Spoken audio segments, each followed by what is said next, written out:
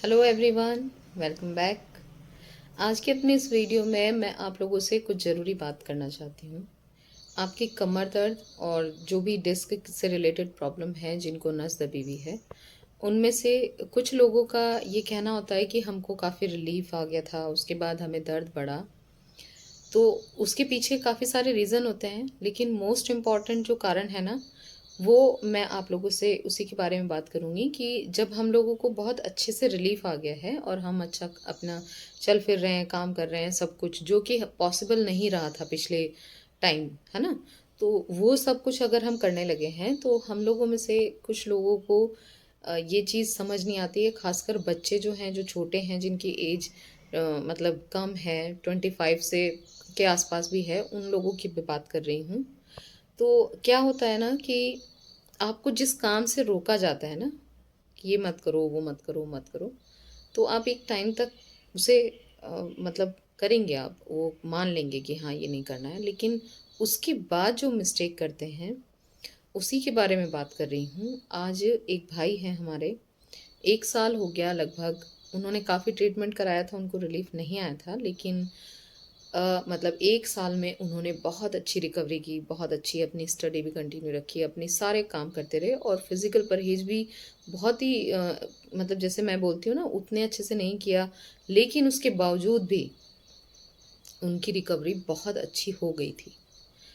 उसमें पैसा भी लगा, वक़्त भी लगा और सब्र किया, सबसे बड़ी बात, है ना? लेकिन उन्होंने अब क्या किया है, एक जो चीज़ मैं मना करती हूँ ना, और मैंने आप लोगों ने देखा होगा, जो लोग मेरे साथ एक लंबे टाइम से जुड़े हैं, मैंने एक्सपीरियंस भी शेयर किया था कि मैंने भी किया था वो, ठीक है? तो उस वक़्त मैं अनजान थी, मुझे कोई बताने वाला नहीं था कि ये मत करिए, इससे आपको प्रॉब्लम बढ़ सकती है। लेकिन मैंने वो किया था, मैंने भी चेक करके देखा था कि अरे बिल्कुल ठीक है, एकदम ऐसे कैसे हो गया? इतना भयानक दर्द था, कहाँ चला गया? और उसके बाद जो तकलीफ़ बढ़ी थी, तो आप लोग जानते हैं, मैं बहुत कई साल मैं बिस्तर पे रही हूँ उसकी वज़ह से। तो अभी जब कुछ जानते-बूझते अगर कोई करता है, तो फिर उसकी वजह से जो डिप्रेशन आता है, वो भी बहुत भयावह होता है। दर्द तो बढ़ा ही बढ़ा, तकलीफ़ बढ़ी ही बढ़ी, आपका जितना सुनपन था, वो जो चला गया था, जो बिल्कुल आपको महसूस ही नहीं हो रहा था, वो वापस आ जाएगा। उन उसकी वजह से तो डिप्रेशन आएगा आएगा, लेकिन इस चीज़ का एहसास कि यार मैंने गलती कर दी है, ये तो गलत हो गया मुझसे। ये जो चीज़ आपको परेशान करती है ना, कि मेरी ही गलती की वजह से ये वापस आया है, ये आपको सोने नहीं देता है और इसकी वजह से डिप्रेशन हो जाता है बहुत ज़्यादा, ठीक है? तो बार-बार, बार-बार उस चीज़ को रिपीट ना करें। मैं जिनकी बात कर रही हूँ, वो जानते हैं कि मैं उन्हीं के बारे में कह रही हूँ। उन्होंने क्या किया है वो आपको बता देती हूँ। अच्छी खासी रिकवरी होगी, 90% तक उनको बिल्कुल वो फिट थे। 10% वो उनका कहना था कि कभी-कभी मुझे कुछ फ़ील हो जाता है, तो इस वज़ह से मैं 90% ठीक हूँ। तो उन्होंने क्या किया है, उनका जो फर्स्ट फ्लोर से सेकंड फ्लोर का जो बीच का एरिया था, उसमें सीढ़ियाँ थी। और देखिए, मैं सीढ़ियाँ चढ़ने के लिए भी मना करती हूँ और मैं कहती हूँ 1-2 साल तक और ठीक होने के बाद भी सीढ़ियों को बिल्कुल ऐसे चढ़िए जैसे बच्चे चढ़ते हैं। लेकिन उन्होंने क्या किया, उन्होंने सीढ़ियों को दौड़-दौड़ के, कई बार दौड़ लगा के देखा कि मुझे तकलीफ़ बढ़ तो नहीं रही है। और आपको मैं बताती हूँ कि जिस वक़्त आप कोई काम करते हो, उस वक़्त आपको दर्द नहीं होगा, उस वक़्त आपको फ़ील भी नहीं होगा। आप कहोगे मैं तो मज़े में बैठा हूँ या बैठी हूँ या मैं दौड़ रही हूँ या मैं कुछ भी कर रही हूँ, तो उस वक़्त आपको पेन फ़ील नहीं होगा। पर जैसे ही आप रेस्ट करोगे और फिर उठोगे, क्योंकि ज़ख्म तो हरा हो चुका है, उसकी वजह से जब दर्द आएगा, वो बहुत भयावह होता है। क्योंकि ज़ख्म खुल चुका है, आपने जो नहीं करना था वो सब कुछ करके देख लिया है, तो उसकी वजह से फिर आपको सारी जो प्रॉब्लम आपकी पिछली प्रॉब्लम्स थी, उससे भी बढ़ी हुई नज़र आ सकती हैं। तो अब करें क्या? वही जो मैं बताती हूँ, रेस्ट करें। कंप्लीट रेस्ट करेंगे तो आपको 1 हफ्ता या 2 हफ्ते, लगभग 15 दिन में आपको रेस्ट, मसाज और सिकाई और जो मेडिसिन है आप ले रहे हो, उससे वो चीज़ वहीं पे आ जाएगी। लेकिन रेस्ट, कंप्लीट रेस्ट करिए, मतलब सिर्फ़ टॉयलेट वगैरह के लिए उठिए और सिर्फ़ खाने के लिए उठिए, उसके अलावा मत उठिए। ये जहाँ तक मैं मान के चलती हूँ कि कंप्लीट रेस्ट उस चीज़ को दबाने में मदद करेगा। और जो मसाज और सिकाई है, जो वहाँ पे सूजन आ जाती है, जब जख्म थोड़ा सा खुल जाएगा तो जाहिर सी बात है कि वहाँ पे सूजन आएगी, और वो भी कंप्रेस करेगी नसों को। जो सूजन आएगी, जब मांस जहाँ पे डैमेज हुआ है वहाँ से जब सूजन से फूल जाएगा ना एरिया, तो वो जो नसें जा रही हैं बीच में से, वो दबेंगी दबेंगी, तो उसकी वजह से भी आपको दर्द भी होगा, और आपको जो झंझनाहट या सुनपन है वो भी महसूस होगा। तो अगर आपके साथ ये, पहली बात तो आप ये मिस्टेक करिए ही मत।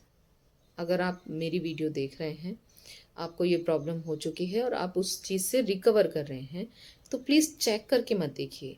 मेरा खुद का एग्जाम्पल मैं दे चुकी हूँ कि मैंने जो सब्जियां बोई थी बैठ के, और मुझे स्टार्टिंग में ही रिलीफ आ गया था जब मैंने न्यूरो सर्जन को दिखाया था। तो मैंने जो आधे घंटे का जो अपना वो एफर्ट डाले थे ना, कि मुझे बड़ा अच्छा लगता है, मुझे लगता है वाकई में क्यारियाँ बोना, सब्जी वगैरह उगाना, तो मुझे वो चीज़ में मज़ा आता था, तो मैंने वो काम किया। और उसके बाद फिर मुझे नहीं पता था कि नीचे बैठ के झुक के अगर हम थोड़ी सी खुरपी चला लें तो उसकी वजह से इतना बुरा हाल हो जाएगा। ठीक है। तो मेरे साथ जो तो हुआ था वो तो अनजाने में था, लेकिन अगर आप लोग ये सब कुछ जानते सुनते, आप ये चीज़ गलती करके आप फिर से इस प्रॉब्लम में आ जाते हो, तो आप जब डिप्रेस्ड हो जाते हो ना, तो आप फिर किसी की सुनते भी नहीं हो, आप एक बार बार पूछते रहोगे क्या होगा क्या होगा क्या होगा। होगा कुछ नहीं। आपने रेस्ट, और फिर से जो आपकी 1 साल की जो मेहनत थी, शायद वो 2 साल भी हो सकते हैं, लेकिन आपको अब सब्र करके उस चीज़ को लेके चलना है। आप किसी भी तरह की मेडिसिन ले रहे हो, कोई भी आप थेरेपी करा रहे हो, आपको रिलीफ आता है ना, तो प्लीज़ इस चीज़ को समझिए कि अगर रीढ़ की हड्डी में तकलीफ है, तभी लोग बहुत लंबे लंबे टाइम से इस तकलीफ में रहते हैं, क्योंकि वो जान नहीं पाते हैं कि हमने हमारी जो ये तकलीफ है उसको अगर कंट्रोल में कर सकते हैं, तो सबसे ज़्यादा हम ही उस चीज़ के लिए रिस्पॉन्सिबल हैं, हम ही हैं। हम अगर अपने प्रिकॉशंस को ध्यान में रखते हैं तो कभी ये प्रॉब्लम दोबारा होगी नहीं। अगर आपको कोई काम हैवी आपने किया है, कोई लंबा सफ़र किया है, जिसकी वजह से आपको तकलीफ में थोड़ा सा इजाफा हो जाता है, थोड़ा अगर बढ़ गई है, तो रेस्ट करिए, मसाज सिकाई करिए, तो वो आपको आराम दे देगा, और उसके बाद आप अपनी जो डेली लाइफ है उसे आप फॉलो कर सकते हैं।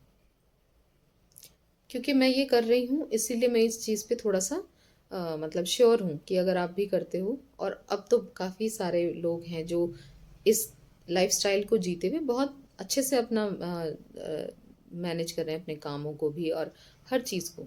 लेकिन जो अनजाने में गलती कर रहे हैं, उनका तो एक बार को मैं कह सकती हूँ कि हाँ ठीक है, वो अनजाने में हो गई। पर अगर कोई जानते बूझते करता है, तो ये आपकी रिस्पॉन्सिबिलिटी है, आपको खुद को ठीक रखना है, तो आप ही के हाथ में है।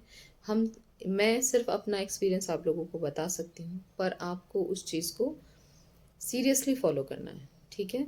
बाकी चीज़ें मैं आप लोगों का एक्सपीरियंस आप लोगों के साथ शेयर करती रहती हूँ, कि कुछ लोगों को बहुत तेज़ दर्द आया ठीक होने के बाद, फिर वो उन्होंने रिकवरी की। बहुत से ऐसे लोग मिल जाएंगे, खुद कमेंट छोड़ के जाते हैं लोग, तो उन्हें पढ़िए और समझिए कि वो क्या कह रहे हैं। कुछ लोग सिर्फ ये सोचेंगे कि जो मैंने कहा है क्या वही काफ़ी है, नहीं, दूसरों के भी एक्सपीरियंस सुनिए, देखिए उन्हें वो क्या कह रहे हैं, उन्होंने कैसे रिकवरी की है। तो उससे एक तो पॉजिटिव रहेंगे आप, ठीक है, टेंशन नहीं होगी, और खुद पे फोकस करेंगे। अपनी लाइफ को अगर बिना दर्द और बिना तकलीफ के जीना है, तो पहले अपने आप को ठीक करने की कोशिश करिए, फिर बाकी सारी चीज़ें आती हैं जो दुनिया भर में काम है। दुनिया के काम तो कभी ख़त्म ही नहीं होते हैं, खैर। ठीक है। तो इस चीज़ का ध्यान रखिए, और जिनकी तकलीफ़ के बारे में मैंने ज़िक्र किया है वो भी जानते हैं कि उनको अभी आराम और काम दोनों को बहुत ही सहूलियत से मैनेज करना है, और टेंशन बिल्कुल नहीं लेनी है। जब आप निपट जाते हैं अपने एग्ज़ाम से फारिग हो जाते हैं, उसके बाद आप रेस्ट ज़रूर लेना, जितना आप ले सकते हैं। ठीक है। टेंशन करने से तो कुछ नहीं होगा। बाकी औरों के लिए ये नसीहत है कि चेक करके मत देखें, और वो भी इतना सीरियस चेक कि आप सीढ़ियों पे रनिंग करके देख रहे हैं।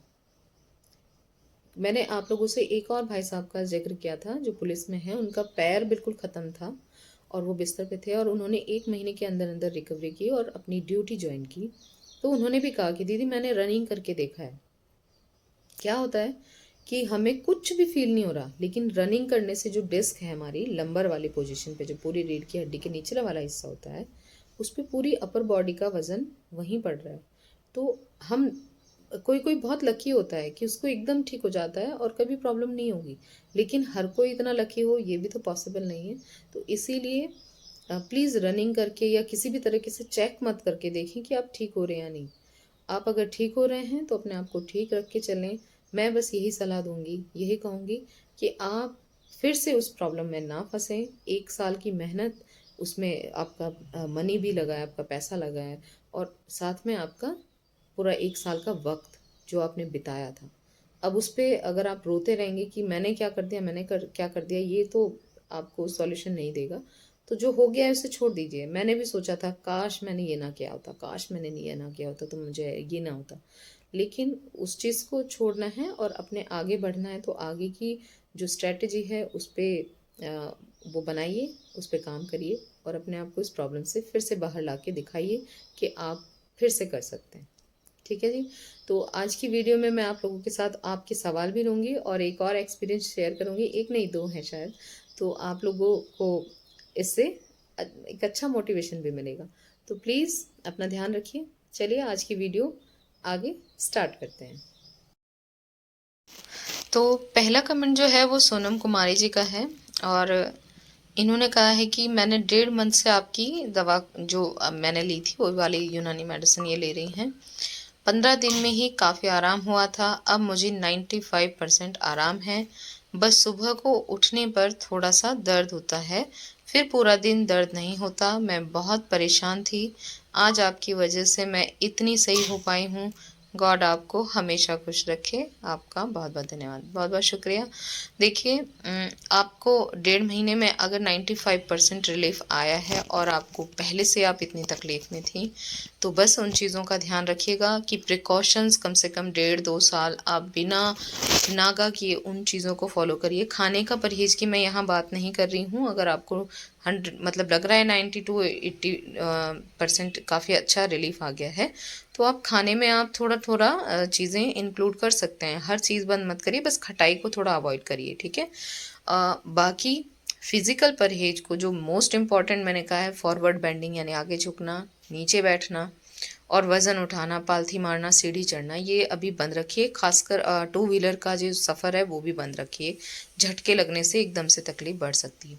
तो आपने अभी प्रिकॉशंस का एहतमाम मतलब करना है, वो जारी रखिए। बाकी की मेडिसिन भी 1.5 महीने में अगर आपको इतना रिलीफ है तो अभी बंद मत करिए। मैं तो यही कहूँगी कि थोड़ा सा आप मुझे इंस्टाग्राम पर मेरे से बात कर लें तो मैं आपको गाइड कर दूँगी, ठीक है। बाकी चीज़ें आपको वैसे ही रखनी है। मसाज सिकाई से अगर आपको रिलीफ मिलता है तो उसे करते रहिए। भले ही आप 3 बार ना करें, 2 टाइम या 1 टाइम ज़रूर करते रहें, क्योंकि आपको अभी रिलीफ एकदम से फील हो रहा है, आपको लग रहा है कोई प्रॉब्लम नहीं है, लेकिन प्रॉब्लम तो अभी अंदर बाकी है ना। तो थोड़ा सा एहतियात रखिएगा। चलिए, मुझे तो बहुत अच्छा लग रहा है कि आपको इतनी जल्दी इतना रिलीफ हुआ है। बाकी लोगों को भी बहुत अच्छा फ़ील होगा जब वो आपका कमेंट देखेंगे कि हाँ, अगर कोई इतनी तकलीफ़ में था तो वो ठीक हुआ है। एक रिक्वेस्ट और है, अगर जब आप अपना एक्सपीरियंस शेयर करते हैं तो उसमें आपकी जो प्रॉब्लम्स थी उनका ज़िक्र ज़रूर करें और कितने टाइम से थी वो भी बताएं, तो थोड़ा आइडिया हो जाता है, खासकर उन लोगों को जो अब होपलेस हो गए हैं उनके लिए। ठीक है जी सोनम जी, बहुत बहुत शुक्रिया, आपने एक्सपीरियंस शेयर किया अपना। अगला एक्सपीरियंस ये शॉर्ट्स विद नीलम चैनल ने किया है। इन्होंने लिखा है कि थैंक यू दीदी एक्सप्लेन करने के लिए। L4 डिस्क डैमेज है, शार्टिका नर्व दबी है। आपने बताया उसी तेल से मसाज सिकाई कर रही हूँ, काफ़ी रिलीफ मिला है। यही तो मैं कहती हूँ कि आप एक बार करें, करके देखें, क्योंकि ये घर पे आप कर सकते हो, ये घर का इलाज है लगभग लगभग, है ना। सिर्फ मेडिसिन आपको बाहर पंसारी की शॉप पे पता करनी है। तो बाकी की चीज़ें आप करें ना करें, लेकिन सबसे पहले प्रिकॉशंस और मसाज और सिकाई करके देखें। जो आपको घर में ही ऑयल बनाना है, कैसे बनाना है उसका तरीका मैंने बता रखा है। नीचे डिस्क्रिप्शन में आपको वीडियोज़ के लिंक मिल जाएंगे, उनको देखें, उन चीज़ों को फॉलो करें, करके देखें। अगर रिलीफ मिलता है तो कंटिन्यू रखिए।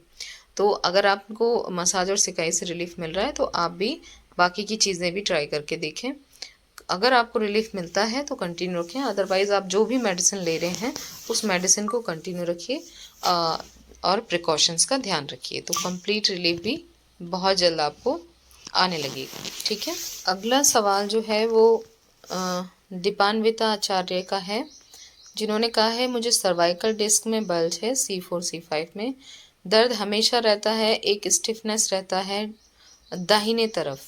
एक दिन दर्द थोड़ा रहता है और एक दिन सारा दिन रहता है। तो मुझे कितने % रिकवरी मिली है, ये कैसे समझूँ? इतना सोचने की अभी ज़रूरत नहीं है। अगर आपको दर्द में पहले कंटिन्यू दर्द था और अब बीच-बीच में रुक रहा है, आपको रिलीफ मिल रहा है, तो इसका मतलब आपको रिकवरी हो रही है, परसेंटेज मत गिनिए। मेरी दवा भी चल रही है और आपका डिस्क बल्ज ठीक होने के बाद भी क्या एक जकड़न, स्टिफनेस, टाइट, थोड़ा-थोड़ा दर्द अभी भी है या नहीं? देखिए, मुझे तो बिल्कुल नहीं है, अल्हम्दुलिल्लाह। मुझे कोई प्रॉब्लम नहीं है गर्दन में, जबकि मेरी गर्दन स्टिफ थी बहुत ज़्यादा। मेरी तो थरथराती थी पूरी गर्दन, मुझे लगता था सिर का वज़न भी नहीं झेल पा रही है। तो मुझे कोई प्रॉब्लम है नहीं, ठीक है? आपने पूछा है इस सर्वाइकल डिस्क बल्ज होने के बाद मुझे आँखों में भी प्रॉब्लम हुआ है। मैं आँख नीचे नहीं देख सकती, गर्दन थोड़ा-सा भी नीचे झुकाऊँ तो आँखों में पता नहीं कैसा लगता है, अनकम्फ़र्टेबल लगता है, सिर चकराता है, ऐसा क्यों हो रहा है? Please reply. देखिए, जब गर्दन में डिस्क बल्ज है तो वहाँ पे नसें दबती हैं। और आपको पता है कि जो हमारी जो स्पाइनल कॉर्ड है, उसी में से ब्लड की छोटी-छोटी नसें निकलकर हमारे हर ऑर्गन तक जो है ब्लड पहुँचाती हैं। तो अगर आपकी नस ऐसी जगह से दब रही है, जहाँ से ब्लड आपकी आँखों में जाता है, आपके कान तक जाता है, तो आपको वहाँ पे प्रॉब्लम ऑटोमेटिक है, वो आपको प्रॉब्लम फ़ील होगी। वो किसी तरह की भी हो सकती है। जैसे मेरी आँख के नीचे एकदम लगातार ही ऐसा होने लगा था जैसे काँप रहा हो वो हिस्सा आँख के नीचे, ठीक है? और मुझे नाक के जस्ट बगल में भी ऐसा फ़ील होने लगा था।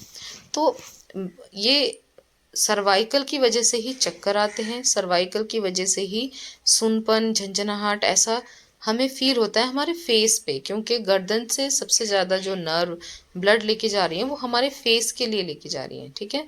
और चक्कर हमें इसलिए आते हैं क्योंकि सबसे ऊपर का ही हिस्सा अगर प्रेस हो रहा है, दब रहा है, तो ब्लड सिर की दिशा में जाएगा ही नहीं, कम जाएगा, है ना?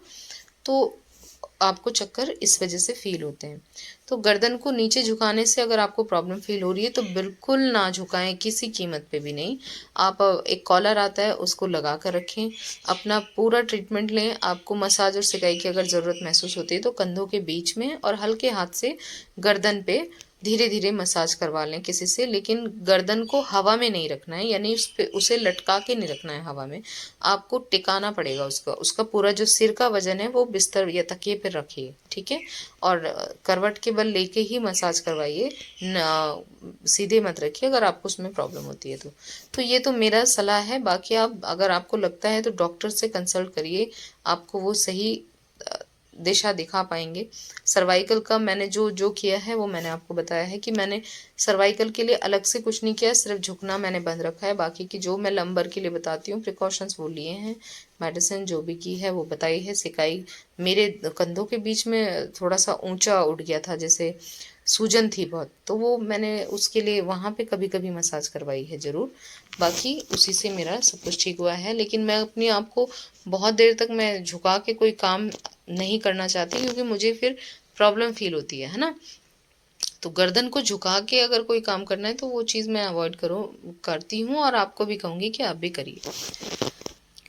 अगला सवाल राजेश यादव जी का है, जिन्होंने पूछा है कि मुझे L5S1 की नस दब गई है, बहुत दवा करा चुकी पर ठीक आयुर्वेदिक, होम्योपैथिक, अंग्रेजी सब जगह मतलब सभी मेडिसिन उन्होंने ट्राई कर ली है।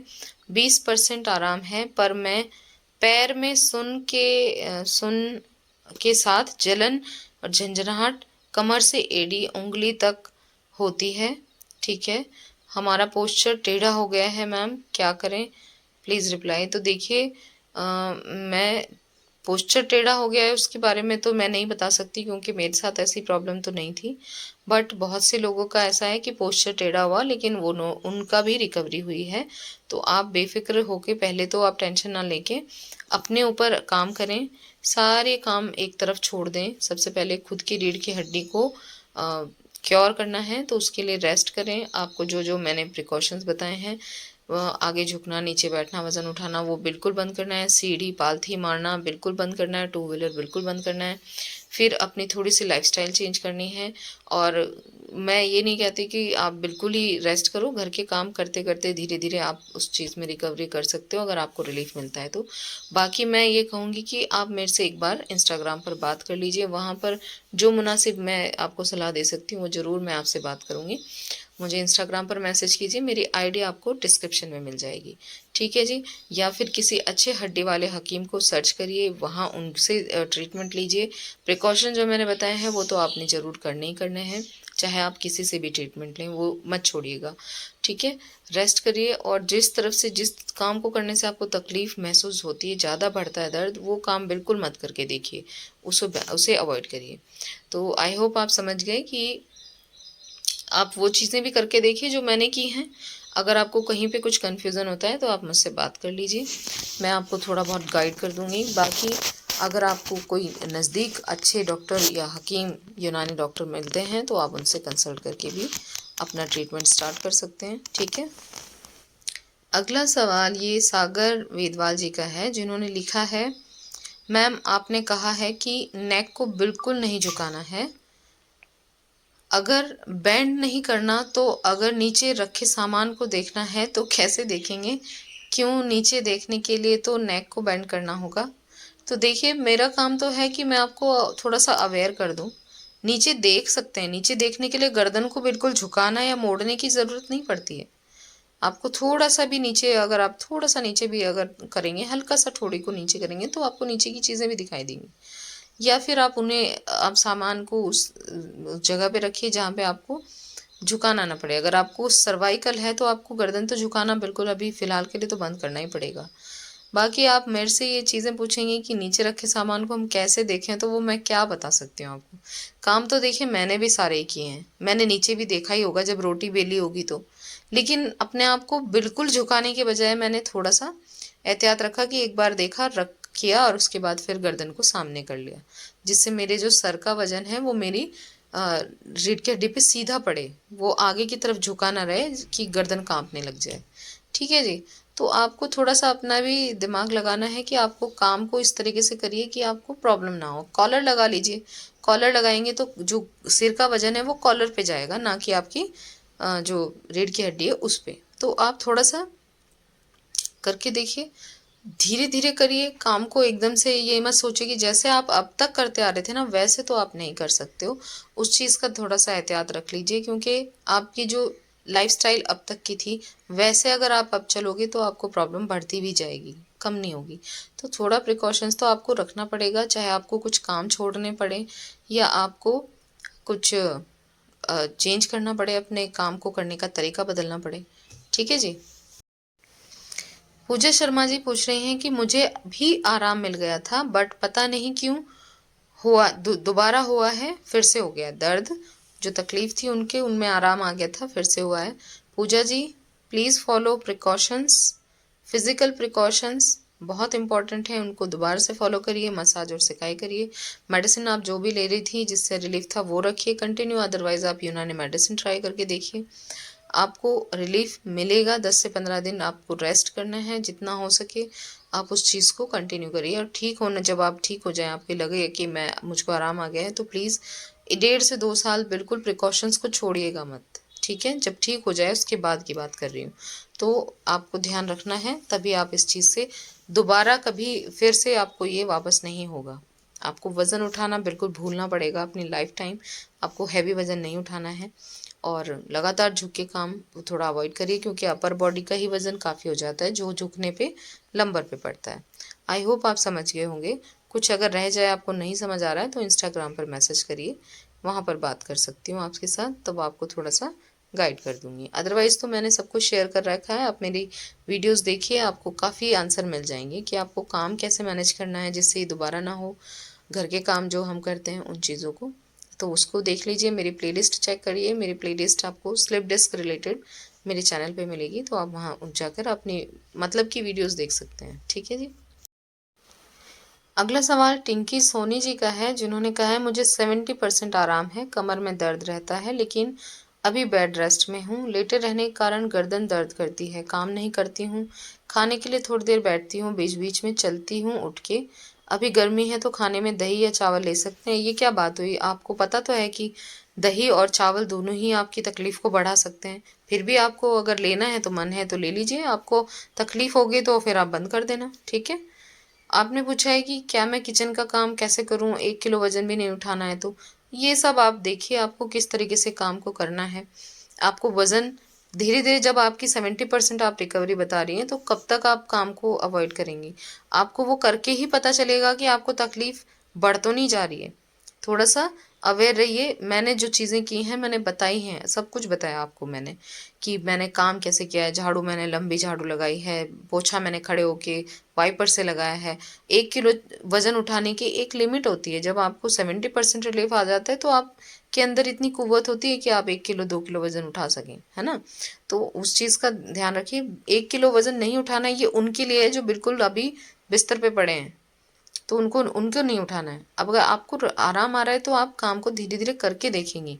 जिस भी काम से आपको तकलीफ बढ़ती है तो उसे इमीडिएट आप बंद करिए या किसी और को कहिए उस काम को करने के लिए, आप खुद मत करिए। बाकी अब ये सोच के कि मैं पड़े ही रहती हूँ तो मुझे दोबारा कभी नहीं होगा, ऐसे लेट के तो फिर वो ठीक होना थोड़ा ही ना हुआ। आपको चलना फिरना भी पड़ेगा, आपको काम भी अपने करने हैं, तो उतने लायक तो आपको होना है। और उसके लिए आपको करने के बाद पता चलेगा।